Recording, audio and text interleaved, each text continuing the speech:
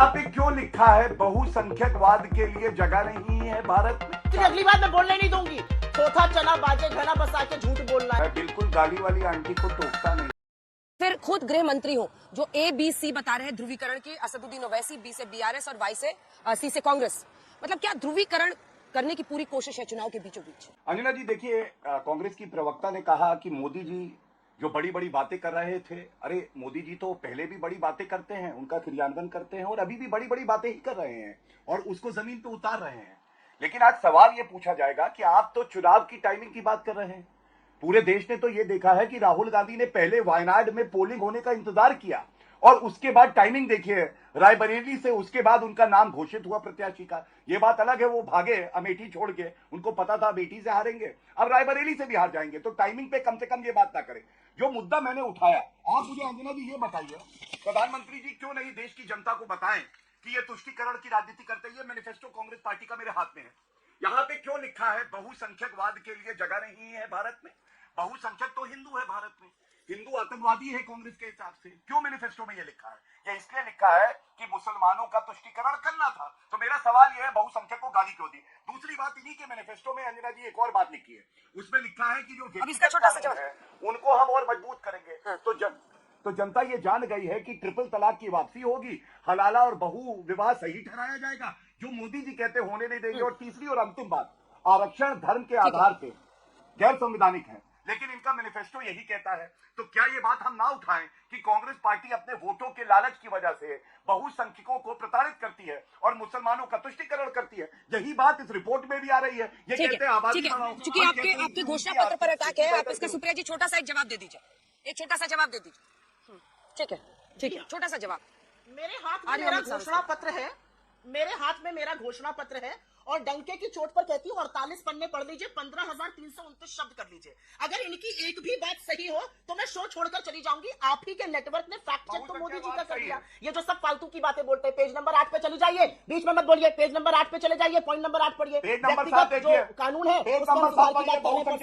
आप उल्टा पढ़ रहे हैं, आप बीच में मत बोलिए, बीच में मत बोलिए, नहीं तो आपकी अगली बार मैं बोलने नहीं दूंगी, बड़ी दिक्कत हो जाएगी आपको। अंजना जी, गौरव जी, ठीक है, पूरा कर लेने दीजिए, मैं आपसे रिस्पॉन्स ले लूंगी, रुक जाइए। 48 पन्ने, 15,329 शब्द, सिर्फ और सिर्फ झूठ बोलने का काम जब खुद प्रधानमंत्री कर रहे हैं तो ये बेलगाम प्रवक्ता कौन सा सच बोलेंगे? इनको चुनौती देती हूं, एक शब्द ढूंढ कर दिखा दे। थोथा चना बाजे घना बसा के झूठ बोलना है। आपके नेटवर्क ने फैक्ट चेक किया हुआ है, इस पर मैं ज्यादा नहीं बोलूं तो अच्छा, उसकी सजा भी आप लोगों को मिल रही है, छोड़िए उस बात को। मेरा अपना मानना है और मैं बिल्कुल बिना इधर उधर की बात किए कहती हूं, प्रधानमंत्री मोदी पूरे चुनाव में बेरोजगारी पर, महंगाई पर बात नहीं कर सकते?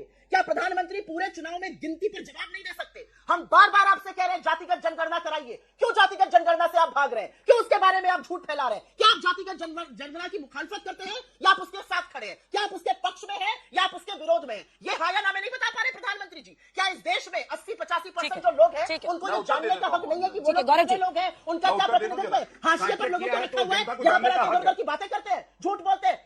किस बात से डरते हो? गिनती क्यों नहीं करते हो? क्योंकि मैनिफेस्टो पर उनका स्पेसिफिक चैलेंज है, मैनिफेस्टो पर स्पेसिफिक चैलेंज है और कास्ट सेंसस झूठ बोलते हैं, ऊपर से नीचे तक झूठ, और कास्ट सेंसस पर दोनों पर छोटा सा नीचे तक झूठ बोलते हैं। बाकी लोग अब गाल पे हाथ रखने लगे, सब वेट करते, सब टुकर टुकर इंतजार कर रहे हैं अपने मौके का। रुक जाइए देखिए Gaurav ji, page number, line छोड़िए इनको, इनके 2 आंसर हो चुके हैं, 2 आंसर के बाद इनके पास क्यों जा रही हैं आप? कैसे अपना टाइम बर्बाद कर रहे हैं? ये वैसे भी झूठ बोलते हैं, इनका कोई और काम तो है नहीं, ये सब झूठ बोलने के लिए आपने चैलेंज किया ना सुप्रिया जी, आप मेरे बीच में बोल रहे थे, चैलेंज किया ना, बौखलाया कौन? अरे तो बीच में बोल रहे थे ना अंजना जी। अच्छा ठीक है सुप्रिया जी, प्लीज जितना आपने मेरे बीच में बोला उतना मैं आपसे, ठीक है, फिर वो भी चुप हो गए ना, फिर वो भी चुप हो गए। अब सुनिए, अब मैं भी चुप हो गई, अब मैं भी चुप हो गई। नहीं अंजना जी, मैं बिल्कुल गाली वाली आंटी को टोकता नहीं, लेकिन मैं मैनिफेस्टो लेके बैठा हूं कांग्रेस का और मैं चैलेंज स्वीकार करता हूं और मैं कैमरामैन से कहता हूं ये जूम करे पेज नंबर 8 और मैं देश की जनता के लिए पढ़ देता हूं क्या लिखा है। अब व्यक्तिगत में लिखा हुआ है, व्यक्तिगत हो जाऊंगी तो देश की तांत्रिक परंपराओं को समझाते हुए। अंजना जी, अगर ये अंजना जी आप इनको शांत करें, इनसे ब्यौरा मांगने लगूंगी। अब इनको शांत करें। पेज नंबर 8 इनका कितना योगदान है तो ये चुप ही रहे, मुझसे व्यक्तिगत नहीं बोल दिया। दोनों पेज नंबर 8 खोल लीजिए ना, एक तरीका बड़ा अच्छा है, पेज नंबर 8, दोनों पेज नंबर 8 खोल लीजिए। एक सेकंड, ठीक है, दोनों पेज नंबर 8 खोल लीजिए।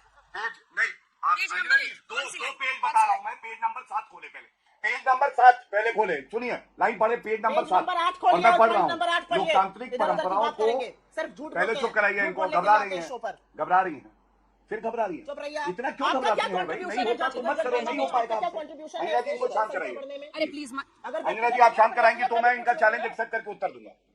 अरे प्लीज ये बौखलाई हुई है। आप अंजना जी देखिए, क्या कर सकते हैं? पेज नंबर 7, पेज नंबर 7 में पढ़ रहा हूँ, देश के दर्शक सुनेंगे। Page number? इनका मैनिफेस्टो कहता है, लोकतांत्रिक परंपराओं को समझते हुए कांग्रेस का मानना है कि तानाशाही या बहुसंख्यकवाद के लिए देश से कोई जगह नहीं है। दूसरा, पेज नंबर 8 में ये कहते हैं, कांग्रेस ये सुनिश्चित करेगी कि प्रत्येक नागरिक की तरह अल्पसंख्यकों का भी पोशाक, खानपान, भाषा और व्यक्तिगत कानूनों की स्वतंत्रता हो। तभी मैंने कहा ट्रिपल तलाक वापसी, बहुविवाह ठीक है, हलाला अंजना जी, मुझे भी ठीक मौका है, दीजिएगा आप। बाल विवाह ठीक अंजना है। जी, आप मुझे भी मौका दीजिएगा। हाँ, ये आपका मैनिफेस्टो पड़ा है बहुसंख्यकवाद में। मुझे अब भी मैंने मौका चुनौती दीजिएगा। आपकी स्वीकार करी थी, अब मैं मैं आपका चुनौती भी आपको जवाब दे रहा हूँ। दीजिए। ये दिखाइए भैया, इसको रिज्यूम करिए जरा। हाँ, ठीक है। अभी रुकिए रुकिए, अभी मैं अपनी बात कर लूं। अब आप ये मुझे बताइए, आरक्षण जो है बहुसंख्यकवाद धर्म के के लिए कोई आधार जगह पर नहीं नहीं है। हो सकता है। खुद ही ये दिखाइए। क्या दिखाइए, बहुसंख्यकों को टारगेट किया जा रहा है? ये देखिए, दिखाइए, तो खुद ही दिखा दिया। ये करो अरे जरा देखिए, पॉइंट नंबर 8 पे। दिखाइए कैमरामैन, ये खुद ही दिखा दिखाइए दिया प्लीज। Point number 8। झूठ, जरा मुझे झूठ दिखाने की पकड़वा जरूरत ही दीजिए आप। नहीं है। अरे झूठ दिखाइए, झूठ अंजना जी, झूठ दिखाइए। आप झूठ ये बोल ही देखिए, रहे हैं, अब तो लिखा है बच्चे को झूठ बहुसंख्यकवाद बोल के लिए दीजिए। जगह नहीं अब है, बुलवाती मतलब बात से हिंदुओं से झूठ नफरत कितनी है। बहुसंख्यकवाद के लिए जगह नहीं है। हिंदुओं इस से लाइन इतनी पर नफरत क्यों है? उन्होंने उंगली उठाई है। ये देखिए, हाँ, ये लीजिए। बोल लिए ये। क्या मैंने झूठ बोला? अंजना जी, अब जिसने झूठ बोला ठीक है, है गौरव जी, उसका जवाब दे रहे हैं। जनता सबक सिखाएगी। बोलने दीजिए। अब रुक जाइए, रुक जाइए। हाँ, ले ली। ठीक है, ठीक है, ठीक है। सुप्रिया जी, अब आप बोलिए। भैया आओ, बहुसंख्यकवाद तुम भी आओ। ये पॉइंट की नंबर जगह 8 पर आओ। हाँ, मैं सिंपल सी बात बोल देती हूँ।